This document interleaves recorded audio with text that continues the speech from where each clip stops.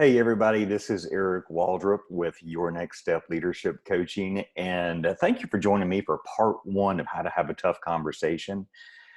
If you're like me, one of the most difficult things that you have to do is have hard conversations, and they stress you out, they make you nervous. Sometimes you lose your focus and what you need to say. So in these next two videos that I want to do, the first one right here, I want to walk you through how to prepare to have a tough conversation. So if I were to ask you to take out your phone and show me an emoji that describes the face of how you feel when you have to have a tough conversation, which one would you choose? The one that I would choose is the yellow face with a guy going like that, because it's just a little stressful, right, when you have to have a tough conversation. But hey, I have learned through many years. I'm an executive pastor. I'm also an executive leadership coach, and I've learned a lot of mistakes along the way. I've also had my share of victories in having tough conversations. So I hope that this is an encouragement to you. So recently, Pat Lencioni wrote a book called The Motive, and he said one of the most important things that leaders do is have tough conversations. So I want you to think about, if you have to have a tough conversation with your child, if you have to have a tough conversation with your spouse, with your boss, with your brother, with your sister, with your dad, your mom, whoever it may be, a leader in your organization, a coworker. I want you to think about this as you're preparing for what to say and how to say it. Think about this. Ask yourself, is the conversation worth having? In other words, think about this. Is this a 50-cent or $50 issue? In other words, a 50-cent issue it's not really that big of an issue. In other words, I don't really have to have this conversation. In other words, it may be more of a preference than it is a problem. A $50 issue that's a real legitimate concern and issue that you may have to have a tough conversation about. So as you're preparing mentally for what you think you may need to say, ask yourself, is this a 50-cent or is this a $50 issue? The other thing I want to challenge you to think about is, are you clear about what you're confronting? Do you know in your mind going into the conversation, are you clear about what you're confronting? Are you crystal clear about what you feel like you need to say? Because if you're not clear, it's going to be evident once you get into the conversation, and you're not going to know where to go and what to say. I want you to think about the conversation this way. Oftentimes, when we feel like we have to confront something, that begins to mold the perspective we have of the conversation. Instead of thinking about confronting somebody about something, the other thing I want to challenge you to think about too, as you're preparing yourself for a tough conversation, is move into the conversation with the desire to get clarity, not confrontation. And just that perspective alone in your brain will lower the stress level and the pressure that you feel about the conversation. So walk into the conversation with, hey, I want to get clarity, not I'm going to come up here and confront you about whatever I feel like I need to say, right? So that helps us think clearly. Another thing I want you to think about too when you're preparing for a tough conversation with somebody is detach emotionally.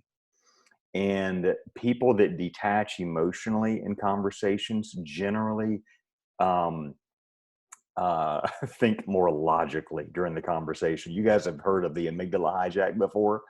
It's when we feel threatened. And when we feel threatened, the amygdala in our brain takes over, and it feels like we have to defend ourselves. And all the blood shuts off to the cortex of our brain, and it goes to the amygdala because we think we're feeling threatened and we have to defend ourselves. And so it takes 20 minutes. The biology says it takes 20 minutes for the cortex in your brain to think logically again. So try not to get defensive. Try to detach when you have when you have to have sometimes an emotional conversation. It'll go a whole lot better. The other thing I want to challenge you to do is breathe. Take some deep breaths before you have to have a very difficult and tough conversation. It resets the whole central nervous system. Gratitude practices are also very helpful for you when you're getting ready to have a conversation like this. Think about maybe the top 5 things that you are grateful for in your life before you go into that conversation. That way you're more relaxed, you're more centered, you're not on edge or anything like that. The other thing I want you to think about too as you're preparing for a tough conversation is be aware of your approach when you have a tough conversation. Some of us are more subtle in our approach to confrontation. Some of us are moderate, and some of us are very intense and direct. Think about the person you're having to have a tough conversation with. How will they best um, respond? How will they best hear your message? For some people, it's a direct, face to face type of over the table type of confrontation and conversation you may have to have. For others of us, it may be driving in a car, sitting next to each other, looking in the same direction, where it's not necessarily a confrontation type of conversation, but it communicates, hey, I'm on your side. We're moving in the same direction, but there's just something that I need to make you aware of, right? So think about your approach. And we all have different approaches, right? Just like we all like different types of shoes. We all have our different styles of how we handle this kind of stuff. But think about the kind of person that you're having to have this conversation with and adjust your style to them so that they can hear you effectively, right? That takes skill.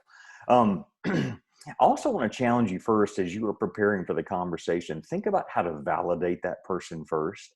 Think about when you start the conversation, find ways to validate them and be on their team. Often, an approach I'll use is if I have to have a tough conversation with somebody, I'll begin the conversation with, hey, Joe, I am on your team. I think you're a fantastic person, employee, co-worker, yada, yada, yada. But hey, there's something that I would love for us to get some clarity about. And that communicates right out of the gate. I'm on your team. I believe in you. I'm committed to this relationship and it working. There's just something I've got to communicate. And that helps lower the pressure again. And it communicates we're in this together. So of all these things that, I've presented to you in terms of preparing for a tough conversation, which one do you think you need to take your next step in? So thank you for joining me with part one of preparing for a tough conversation. And I'm going to ask you to join me later for part two of how to have a tough conversation.